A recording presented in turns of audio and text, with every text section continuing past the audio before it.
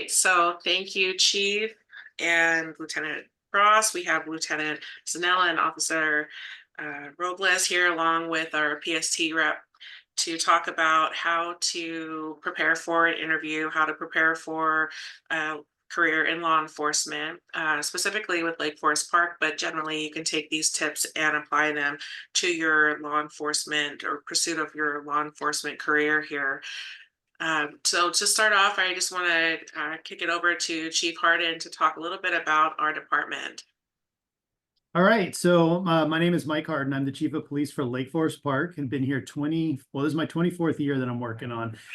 So I've been here for a little while. And so about us, so we're a small to medium-sized agency. We're kind of right in the middle of all of that. And we are located in Lake Forest Park, Washington. That's on the north end of Lake Washington. So if you were to look at Seattle, we border the north end of Seattle. We're right in between Kenmore and Shoreline and Mount Lake Terrace. So if you were to look on the map, that's where we're at. The size of our city is 3.5 square miles, and we have 20 sworn officers and 3 support staff. One is a property evidence, transports, kind of that all-around support officer that is a limited commission, specialty commissioned, and then 2 records specialists that do all of our records. For 2023, for calls for service, we average around 10,000 calls a year. Last year, we had 9,400 and some change there. Our population is 13,500 or 13,620. Our patrol officers work a 3-on, 3-off, 12-hour shift. There's also many other duties within the police station. One is we have a traffic unit. We have a canine coming on board in the month of October. We have a training unit, narcotics, mutual aid response to neighboring agencies. One of our officers just today is passed his SWAT test, so he's going to be eligible for the SWAT team. And then we're looking at a drone UAV program coming in on board pretty soon. So there's lots of other divisions like our investigations, IIT, which is an independent investigations team. We have our major crimes task force that we're with 12 other agencies. And I did mention our SWAT team also has hostage negotiating team. So we're a small city, but we have big city problems. That's kind of like how I've described it to folks. And so being border Seattle, we have the same kind of issues that Seattle does, but we have this unique balance of proactivity and also reacting to crime in a very balanced way. So that's kind of a really quick nutshell. I can go on and on, but I think I'm going to move on to Shannon for our benefits. So thanks, Chief. This is just a high level of what are some of our benefits. As you'll see, the salary information stated is our range for our 2024. We will be moving into negotiations here this year, and obviously that changes as we go. We have an education incentive that's 2% for if you come in with a 2-year degree, and 4-year degree, you get a 4% increase. There's also a longevity incentive. We pay for the premiums of our officers. There's a 90% split for our dependents as well. And then there's a health reimbursement account where we will, if you choose a certain plan, you get a health reimbursement account. There is up to a $50 match on our deferred compensation. And then we have a very robust vacation and holiday plan, sick leave. There's paid family medical leave that we pay for the premiums for our employees, comp and Kelly hours, along with long-term disability and group life insurance. If you're a lateral candidate, there are some other incentives there as well. Chief or Lieutenant Ross or Zanella, I don't know if you'd like to mention any of those pieces of what our lateral candidates can look for.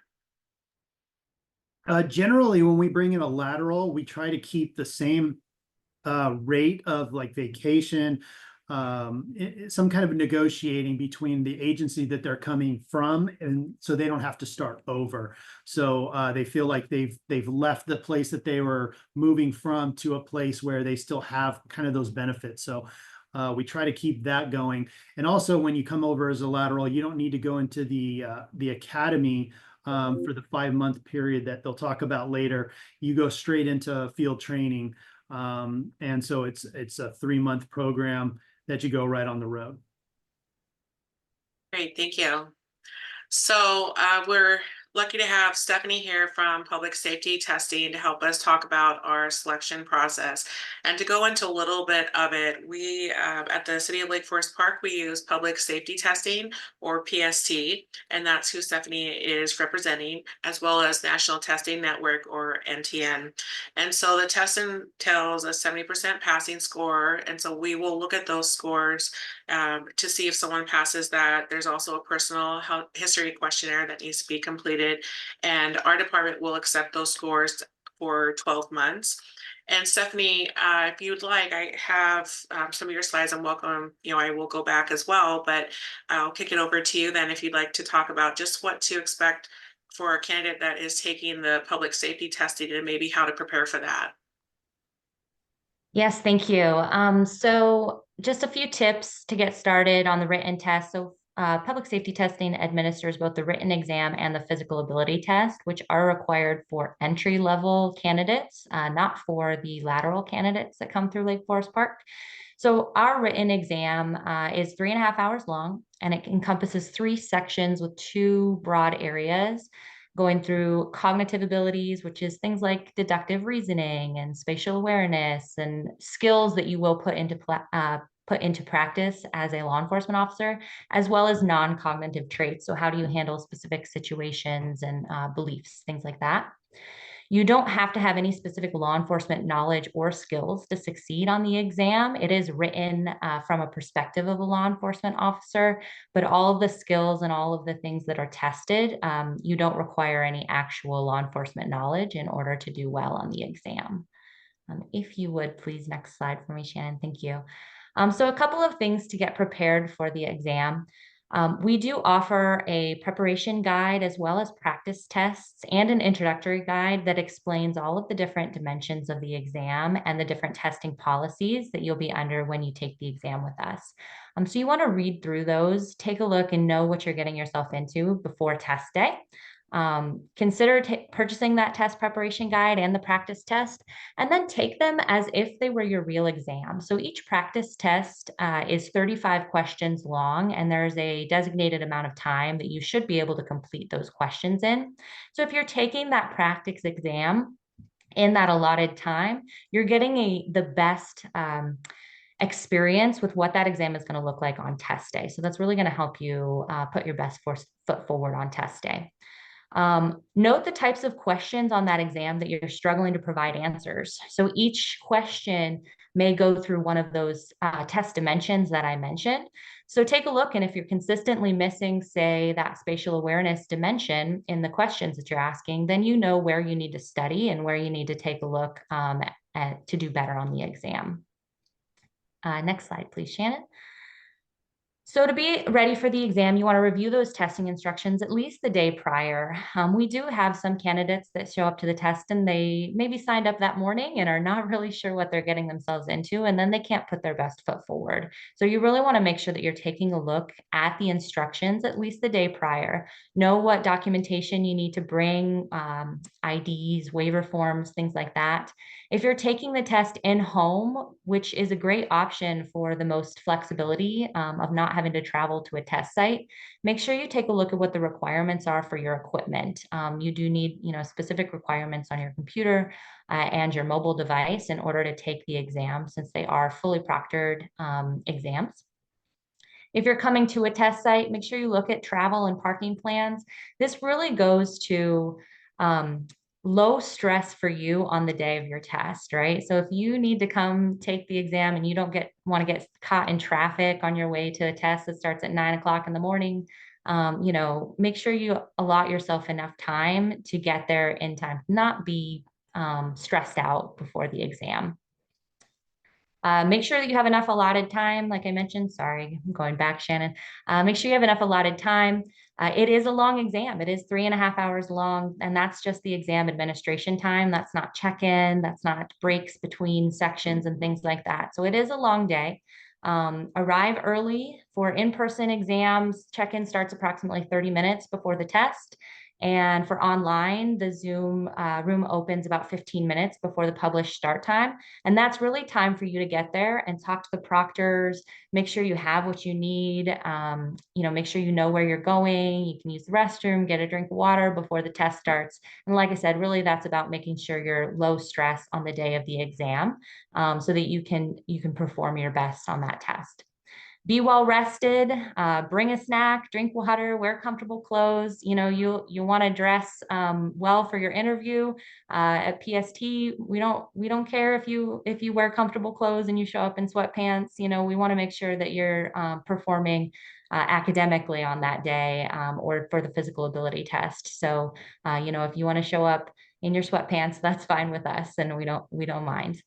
Next Stephanie, slide, with please. a question for that, for you, if someone has not selected Lake Forest Park at the time that they are doing their test, how can they select us later on?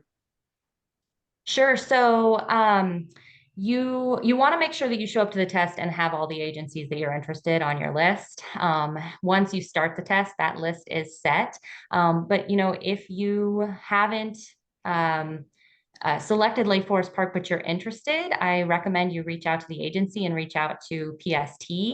The agency does have the ability to make that agency available to you after the fact, but it takes some action from the agency to make that happen. So I recommend, if you have that question, talk to the agency, talk to PST, because our goal is to get you hired at the agencies that you're interested in. I hope that answers your question, Janet. Yes, thank you. Okay, for that physical ability test, there are multiple options available for you. In person, coming to any of our test sites. We test very frequently near Lake Forest Park. We have our main office in Linwood, which is only, I think, maybe a 10-minute drive from the Lake Forest Park Police Department, as well as we have virtual options, or Anytime Fitness for getting your physical ability test done. Again, know the requirements. Shannon put it up on the screen. The push-ups, sit-ups, and squat thrust test is what you need to pass. So know what those requirements are and know how to do those exercises when you show up. And then I recommend you practice the test. So sometimes people get themselves a little bit in trouble on test day because they look and say, I need to do 20 push-ups, and that's easy. I can do 20 push-ups. And then they forget that after those 20 push-ups, they have to do sit-ups and they have to do squat thrusts. And then they kind of wear themselves out early, because they haven't practiced that full test all at one time. And so while they may be able to complete the required number of repetitions individually with large breaks in between, they're not prepared to complete all 3 exercises in a row. So you want to make sure you're practicing that test all at once.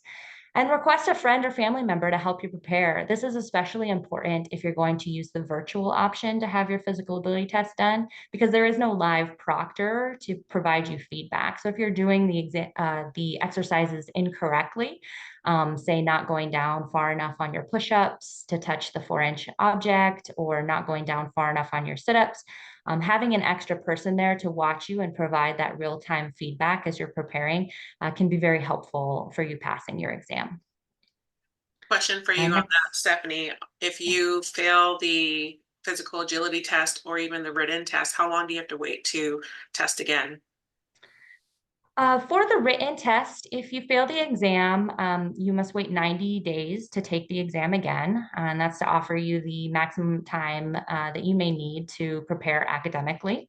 For the physical ability test, though, there is no restriction on retaking. So you could retake the next day if you like, or as many times and as often as you need or like to get that passing score. And the physical ability test as well, while there are minimums that you need to meet, it's a pass-fail. So you pass all of the events. If you fail one of the events, then that's a total fail for the test. But again, you can take it as many times as you need to pass. Great, thank you. So this, just to call out some of our upcoming tests. So there are frequently tests on the schedule. Like I mentioned, we have tests in Linwood, very close to Lake Forest Park, as well as we test in various places around the state. So there are many in-person and many in-home tests, as you can see, available almost every day. There's a law enforcement test available somewhere. And if you have questions or concerns about getting into a test date is full, things like that, I recommend you can always reach out to PST and see. There's oftentimes we can squeeze you into a test or can make some accommodation to get you tested before any deadline that may come up, or on as flexible a schedule as you may need. So you can always reach out to PST for that. Okay, I think I'll pass it back to you now, Shannon.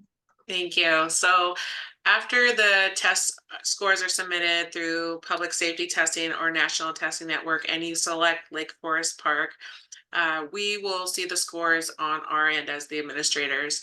From there, we're going to be looking to see if people have completed their personal health questionnaire. Make sure you get that done within 7 days of taking your written test, so that we have the opportunity to look at that, as well as making sure that you have your physical agility test done prior to when we're going to be doing the oral board interviews. So after that, we'll take a look at it. You heard the test taking tips here. Make sure you bring your ID with you so that it matches what it looks like, how you registered it with your name. And then if you have a need for support with the testing fee, you can reach out to me, or sometimes we have officers there at the test. And then we can certainly give you a voucher to be able to cover the fee for you on that. So one of the things that you'll get from us as we move into what the process looks like after you test with PST or NTN, we're going to send you, usually it's coming from me, sending you an invitation to move forward in our hiring process. And that's going to typically include filling out a form that is going to talk about any of the possible automatic disqualifiers that you have. And from there, we will evaluate whether or not you're able to move forward in our process. In terms of some of the requirements to test with us, we'll get into that a little bit down the road, but certainly you have to be 21 when you're hired. If you are not 21 when you test with us, that is okay. You can still go through the process. We just won't be able to extend an offer to someone until they're 21. And then after we go through the oral board interviews, so those that return the form to us and do not have any automatic disqualifiers will be able to go on to an oral board interview with us. From there, you need to score a 70, and we will then move people forward to the Civil Service Commission to be able to take a look at to certify the scores. Prior to that, we're putting in the veteran points as well. So we do recognize veteran points. And then after the list is certified from the Civil Service Commission, then the person would be invited to chief interviews. We've touched a lot on what the candidates can do from the entry level. On the lateral level, and hopefully this will show up for everyone here. If not, I will do it later. But we have a website. Looks like it's not going to show up for me. So on our website, if you go to Lake Forest Park or cityoflfp.gov, you'll see the website for job openings. And from there, that's where our lateral candidates should apply. They don't have to go through the PST or NTN process. So to help a little bit as well for our candidates, we wanted to touch a bit on general resume tips. Certainly, if any of our officers here would like to chime in on what you've seen as well that you think works, please do so. Generally speaking, obviously, it's going to be how you would like to see your resume, but typically I would say, replace objective with maybe more of a summary about yourself and the career or profession that you want to do. I think most of the times we know that the objective is that you want to get a career in law enforcement. Maybe use that as an opportunity to be more of your elevator pitch, so to speak. High school information, sometimes I hear people have been told don't include high school information because it was so long ago, and some of those activities. But I think it is very relevant for people who, especially if you don't have a lot of work experience to pull from, maybe you just graduated and are newly into the workforce. it's going to be very relevant for you to include your high school information, meaning, did you participate in sports? Were you with the scouts? Were you a captain of your team? Those are all really great things to be putting into your resume, and highlight your accomplishments so that you can stand out. See if it's visually appealing. Is it easy to read? Try to keep it to 1 to 2 pages. I would say Times New Roman is somewhat moving out, more outdated, it looks like, with fonts now. So maybe look at some other fonts that you prefer, Calibri and Arial, just to make it visually appealing to look at. For example, maybe red on a resume may not be as great of a color to pick. Keep it to 1 to 2 pages and try to look at the spelling and grammar to make sure that it is correct. Also, for the resumes, you want to make sure that you're listing your experience in chronological order. So the most recent stuff you put first and then go down from there. You also don't need to mention references available upon request, especially if you don't have the room for it in your resume, because we will know that they are available, and you have a lot of the other questions that will come later in the background check that we'll be able to pull from. So let's say you have taken your test, you are invited in now for an interview. And if you haven't experienced one before, hopefully some of these tips will help you. And even if you have, generally, again, we're speaking from the aspect of or the perspective of Lake Forest Park. So please keep that in mind. But the overall format usually is going to be some type of panel interview with multiple people there who will be asking you a series of questions. You will want to try to wear your best attire. So unlike what Stephanie was saying of comfy clothes for your test with PST, probably not a great idea to worry about comfy in the interview, and maybe more about the professionalism. If you don't have a suit, I wouldn't expect someone to go out and buy one, but I also think that, wear your best business attire if you can. Oftentimes we see a suit and tie, but again, I don't want anyone to feel like they need to go out and buy a suit. It's just making sure that you're thinking about your audience and your grooming. This is a paramilitaristic environment. And so when you think about that, what do you think about? You want to somewhat reflect that in your interview, or at least an awareness of what type of environment that you are walking into. Same as you do with your tests, you probably want to arrive early so you're not feeling rushed and have an ability to kind of settle yourself in a bit. You might hit traffic, you might go to the wrong room. Just give yourself time to be able to sit there and collect your thoughts. The biggest thing I would say that is helpful for a candidate, even if they are nervous, is when they are just being themselves and reflecting a lot of their personality. Our group really likes that, because we want to see, is this a great fit for you? Or is this a department that, you'll work well with the group that you're coming into? But also it allows you to be able to learn about us and be a good fit both ways, because we will have an opportunity for our candidates to ask questions at the end of their interview. And so certainly if you have questions that you'd like to ask us, please do that. The biggest thing that I think will help is practice. So whether you are having those questions that you might ask yourself, what kind of questions are we going to ask? You're probably going to get, with Lake Forest Park or any other organization, something along the way of, why are you interested in becoming a police officer, or why are you interested in this department? I would practice that question all the time and think about how you want to answer that, maybe in front of a mirror, maybe you can practice with friends, or maybe get your pet and sit your dog in front of you and use that helper as someone that you can talk to about your practiced questions. A lot of times you'll probably get questions somewhere along the line of focusing on your strengths and maybe your weaknesses, thinking about how you want to answer that, thinking about how potentially something with conflict. I'm sure there's always going to be something about interpersonal conflict. So think about those things in your life and how you might want to touch on that. Talk about your accomplishments, we like humble, but also don't let that be a detriment for us not to learn about some of your accomplishments and what you have done really well and what you're proud of. Smile if you can, relax if you can.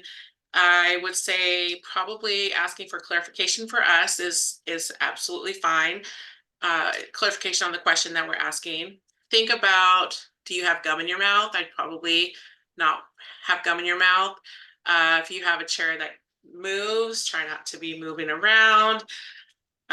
Think about your handshake when you come into the room. I don't know, would the group here like to add anything else that you can think of that you think would be helpful for candidates to think about when they're coming in for an interview? I think you touched all the good points. So yeah, that's pretty much what they should do in order to have a good impression, make a good impression. Thank you. And I think to your point about making a good impression, if candidates remember every interaction that you have with an organization, you're making an impression. So it's not just at the interview, just as a heads up to think about how you're putting your best foot forward whenever you're coming in contact with an organization. Shannon, if I can add something, the last two slides, you've really nailed so many things that we use to not judge candidates, but really how they can convey who they are to us. You talked about some items in a resume, and really some of the best advice I could give to people there is make it concise, easy to read, no more than 2 pages. Don't have extraneous information, and don't make us read a book, honestly, because we want kind of some bullet points to know who the candidate is, to know who they are and what their experiences are, and providing information, even if they're 20 years out of high school, talking about high school and accomplishments that they made back then. That does give us some information about the path that they've taken since they were young. And then going on to the general interview tips, when people come in to sit in front of us, meeting them from the moment they walk through the door and shaking their hand. Don't try to crush our hands, but we like to see a firm handshake just to clarify what people are looking for. And yeah, just be yourself, be comfortable. We've all been there in those first interviews, and just know that we're going to be able to see past that nervousness and just try to be yourself as best you can. So thank you. Great, thank you. So I do have some questions for the panel here, since we have an opportunity to have the chief here, both of our lieutenants, and one of our officers who graduated from the academy about 3 years ago. Is that right, Officer Robles? All right. So I have some questions here that frequently come up that I'm hoping that you might be able to help. And so I guess just to start with, this is for everyone. What are some ways that our candidates can gain hands-on experience to familiarize themselves with the department and the job of a police officer? Diego, I think you should take this, because we're all going to be saying the same things, and we're going to, attack it in different ways. But Diego, just start from the patrol operations aspect, and like what people can see a police officer does, and how do you go about that? Well, nowadays it's pretty easy because we have the internet. So, if you want to know what we do, and you want to know the difference between a small department and a medium department, a large department, just check the police department's websites, and you can have a better idea. So you can see the different missions, the different values, and what the department is going to be when you are working for it. And so it's very important to have a better understanding of what the real police work out there is, and it's not what the movies portray, because people don't know this, but 75% of the things we do is to help the community. And so you have to understand how we help the community, and do some research, read some books, check some podcasts. Nowadays, there are a ton of podcasts about law enforcement. And so you can have a better idea, and so you will be better prepared if want to become a police officer. Do you think that it's helpful for people to try to do ride-alongs at different departments or at our department? Absolutely. Ride along is a very good way to see what a patrol officer does every day. And so we offer that opportunity so the candidate can ride in one of our patrol cars. He can talk to our patrol officers. He can, have a very honest discussions. And, our patrol officers are really good in explaining everything, pros and cons, and, the shift, the good things, the bad things that they see. And you experience that going to call, going to a traffic stop, going to any kind of police work that that office is doing that day. So I think it's a great way to understand how police work really works. And to clarify, do you have to have already tested with PST or NTN to do or request a ride along with us?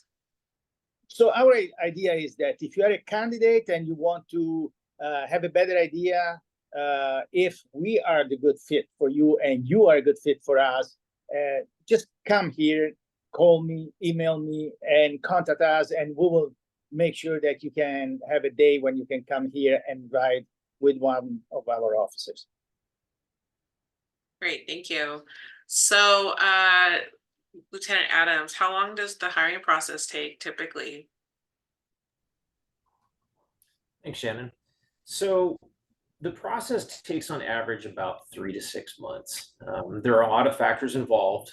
From the day that you walk in to take your test, those numbers, once PST or NTN processes those scores, they forward them to the police department or into HR. Those scores are reviewed.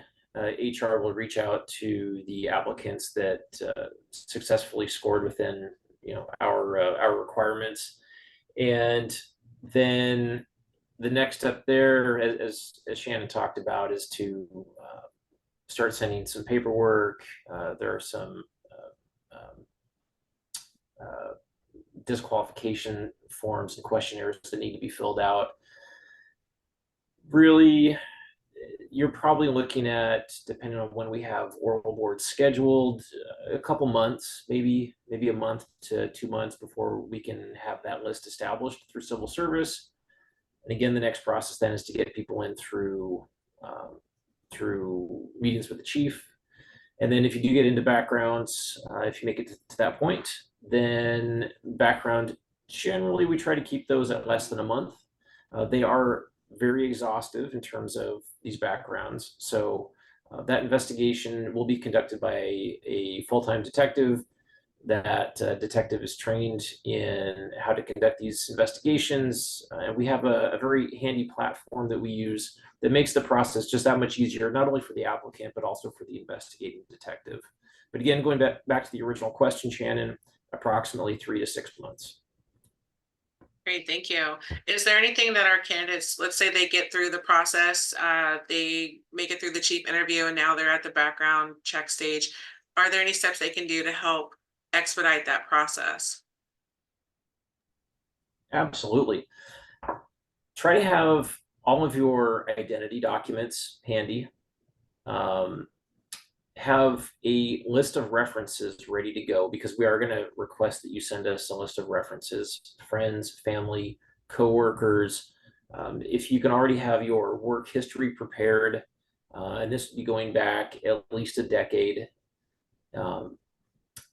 have your educational history.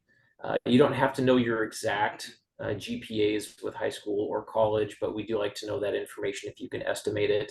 We will be asking for copies of transcripts as well, so be prepared to have those ordered from those educational institutions to be forwarded to the police department. Do you want certified copies of the transcripts? Yes, we do want certified, unopened copies. There are services available. If you just contact whatever the school is, let them know what you're needing and who to send it to, they will probably direct you to one of these services, and then that company will coordinate with the school and forward that information to the police department. Great, thank you. You touched a little bit on the automatic disqualifiers, and so I just want to let candidates know if you're unfamiliar with what those automatic disqualifiers might be, we have that listed on PST's website. If you go to the profile there for our company or our organization, in addition to that, we do have the ability for you just to email us, and we can certainly talk to you about that or help review that, because sometimes it is situational, and we can't necessarily say yes or no without maybe some further question and answer. So that also is out there as an option. This question is for Officer Robles, and then anyone else obviously who'd like to go ahead and add in there. But could you tell us how long is the academy and generally what to expect when you're there? Yeah, so the academy is 720 hours, about 4.5 months duration. It's in Burien, and it is essentially a full-time job. It's going to be a lot of studying. It's going to be physical. You're going to be learning how to be a police officer, and it's when I talk about that, it covers the basics of being a police officer. But it's going to be patrol tactics, defensive tactics, driving a police car in an emergency situation. It's fun, and you really do get out of it what you put into it. It is high stakes. Essentially, the first day, you have a written test, and if you don't pass that written test, then you have one opportunity to retake it. If you don't pass it, then you're out. So we just talked about how long it takes to get to that point, and really, it would be unfortunate, and it does happen, to just be out after having put all that effort into getting to where you're at. You get to meet a lot of great people, and from what I've experienced, people that I've still remained in contact with, and other officers that have been in the career for 20 plus years still have close contact with people that they met in the academy. How big was your class? The class was 32, which one of the larger classes. It was during COVID, so there was some people that had what they refer to as recycled, meaning that they had gotten COVID or weren't able to move forward because of COVID restrictions, so they got moved to our class. So it was one of the larger classes. I think typically they're around 30 or so. And just to let people know as well, recruits are not housed at the academy during the time. So you're commuting every day generally. Is that correct? That's correct. Yeah, and it's in Burien. So you're going to be fighting, depending on where you're coming from, you're going to be fighting that traffic. Mm-hmm. Are there aspects of the academy that surprised you or that you felt like would be good for people to know to prepare? So you talked about the written test. We have the physical agility test, for example, that people do prior to. Are there additional things that you think would be helpful for people to do to be prepared for the academy? I think studying, just being a good student. I think there's people that think that they can test well, and that might be the case, but there's a lot of information that's thrown at you, and so you're just really taking on a lot of information. And so just being a good student and having a good positive attitude, and it's something that you're going to do once in your career, and just enjoy it, because it is fun. There's days where they feel kind of long and it is a lot of information, but it's a one and done, and so it's a 4.5 month journey, and just be prepared for it. Great, thank you. Lieutenant Adams, how in shape would I need to be, and how should I prepare for the physical aspect of the job? Sure. In terms of how in shape you need to be, there are physical agility tests that are required as part of the testing. Those requirements are listed on the PST and NTN websites, and should also be available through information on our website. We then also have a medical exam that's part of your pre-hiring process.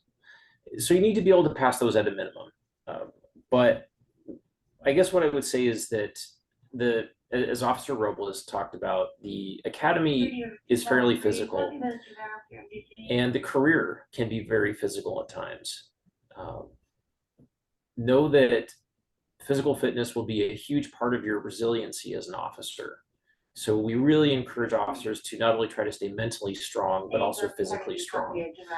We did this last year build a gym. Thank you, Chief Harden. And so it's a great facility on site where officers can work out either during shift if staffing and call volume allows, or certainly before or after your shift. And it's a great way to blow off some steam and really try to keep your head in the game, but also be healthy and make sure we live a long, healthy life after retirement. Great, thank you. I think one of the things that the department does really well, the police department, is it talks a lot about the mental health aspect of the job as well, and making sure that you have that peer support there as well. So I'd say the gym is one really great example. We also have chaplains that are available to support our crew.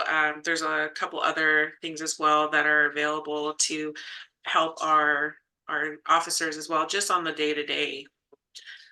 I guess I'll do this question, hand over to Lieutenant Zanella here.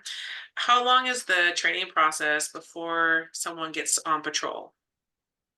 So after the academy, the officer comes back to our department, and he has to do some, or she has to do some additional training before going and doing the FTO, Field Training Officer period. So it's 3 months, 3.5 months. Basically, each officer has to go through this process where it will be evaluated by 3 different, let's say, senior officers that we call FTOs.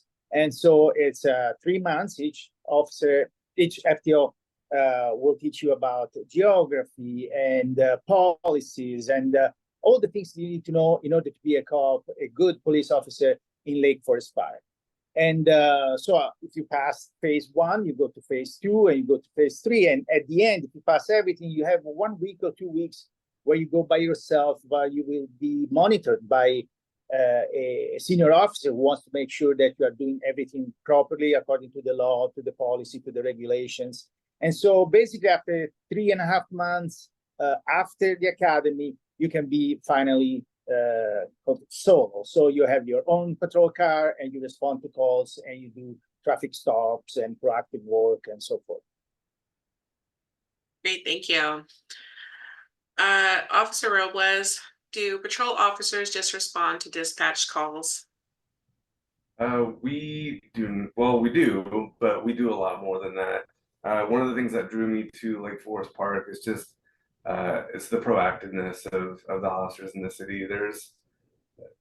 We get a call about a suspicious car in a neighborhood, a car that just doesn't feel right to somebody, and we're there immediately. We don't just sit around and we don't drag our feet to calls. We're very proactive, and if we're not responding to calls, we're looking for people that just might need help, redirect them. If it's somebody with a warrant, we act on it. We're very proactive, so it feels good. A lot of the citizens know that. They're very supportive of us and our PD, and it's great. Chief, do you mind sharing some of the community outreach events that the department does? I feel like there are a lot of great things that the officers do within our community that would be great to hear. So the officers will do it on an individual basis with people. They have this kind heart, and so they'll help people out just in need. We have our racer group that is our mental health responders that will come out and help folks in those kind of needs. On a bigger scale with events, we've had Safety Day. That is, I think it's the 4th year that we've done it, and it's grown every single year, where we give out life vests and bike helmets, gun locks, and teach kids how to ride bikes and obey the signs and the signals, and just overall bike safety. Real fun event for the family, and that was done in the summer. We've just finished National Night Out last week, which is where we go out to all the neighborhoods that gather and get to know their neighbors. We had 30+ neighborhoods that the officers and staff visited, with probably around 20 to 40 residents at each neighborhood. So we're hitting a large portion of our city just getting to know the officers, what's going on with the neighborhoods, and getting to know new people that move into the neighborhoods. We have Pink Patch project, which happens in the month of October. And that is basically the month where we put a focus on breast cancer awareness. And we have pink patches that the officers wear, but it's getting folks to go to the doctors, get checked, so that they can get that early warning. We also have in December, we have Shop with a Cop, which is the opportunity for an officer to go with a child in need, families that are having some medical or economic issues. And it's from our schools, our local elementary schools. Officers go shopping with them, and they purchase gifts for the family, so that those families that have a harder time at the holidays are able to give those gifts to their family members. And it's meant for that child to have a generosity and spirit of giving to their family. And then what ends up happening is the officers are very generous with the kids, and it's a really good time. We've had all throughout the last decade or so, we've done events with Special Olympics, like the torch run. We've had the salmon bake. We've had the pumpkin patch, with a lot of different events that we've gone through that are creative. We're anticipating a Citizens Academy down the road, where we'll have citizens that can learn all about the police department. They have their normal maybe engineering job, and they're like, what's it like to be a police officer? And they get to get much more into the weeds than we are tonight, but really good events like that. Great, thank you. So this question definitely is for everyone. Could you tell us a little bit about the characteristics that you're looking for in a candidate? I want to start off right away with the number one thing I look for. Well, actually, two things that I look for, and everybody hears this. The lieutenants have heard this. Juan has heard this. When you get hired on, I'm looking for two things. One is customer service. I want the best customer service that anybody can provide. It doesn't matter what you're doing, from helping somebody, move a trash can out of the roadway, from really simple things, all the way up to somebody needs to get arrested, and you provide great customer service for those people that are getting arrested. And there's a lot of in between. It's all about showing that empathy and compassion and crushing crime, stopping crime, and not having that happen in our city. So it's all about customer service, and it's customer service driven. The second thing I look for is people that take care of themselves, both physically and mentally. We want strong characters that know that physically they need to take care of themselves because they can take care of others. And mentally, I want people to retire from this job where they are mentally focused on retirement, as opposed to, the trauma that officers see throughout their career. So those are the two big things that I'm looking for. Perfect. Thank you. How about others in this group here? Ethics is extremely important for us. You can't be a good police officer if you don't have ethics. We can't lie, we can't cheat. It's just how we are. And so ethics, if you are a guy who likes shortcuts, probably police work is not your field. And the second thing is, at least for me, it's to be reasonable.